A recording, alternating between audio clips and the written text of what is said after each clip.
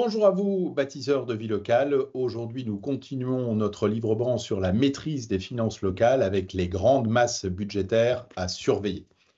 Alors, en tant qu'élu, vous n'êtes pas un professionnel de la comptabilité, mais vous devez impérativement vous approprier les grandes masses à surveiller de votre budget, car sans cette maîtrise, vous ne garantirez pas, entre guillemets, la santé financière de votre collectivité.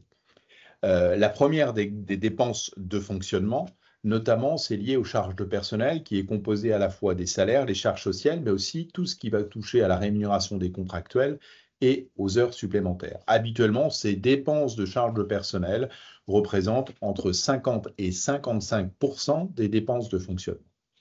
Autre poste important, tout ce qui va être tourné vers les frais généraux, mais aussi tout ce qui va toucher à la participation aux différentes subventions, notamment les associations, le centre d'action communale, les syndicats communaux. Tout ça représente aussi un budget important et à bien maîtriser. Et enfin, tout ce qui peut toucher à l'incidence sur votre mode de financement et notamment sur les intérêts et charges bancaires.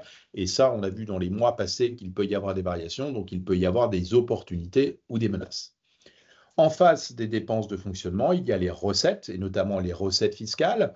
Il y a eu, entre guillemets, la loi sur la taxe d'habitation, avec toutes les incidences que l'on comprend, mais il reste la taxe foncière et notamment bien analyser les éléments de cette taxe. Il n'y a pas que le taux, mais il y a aussi les bases et dans ces bases, ça peut être intéressant de revoir quelles sont les bases et notamment les catégories 7 et 8 pour savoir si elles ne peuvent pas être optimisées.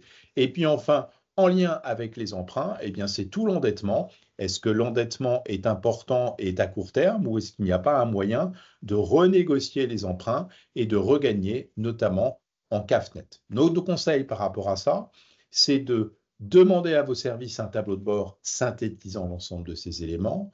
Deuxièmement, d'identifier vos marges de manœuvre, renégociation de la dette, renégociation des contrats de prestation de services, de sous-traitance, d'adopter une culture de gestion partagée. Cela concerne aussi bien les agents que les élus, parce que c'est de l'argent public, et là-dessus, soyez exemplaires.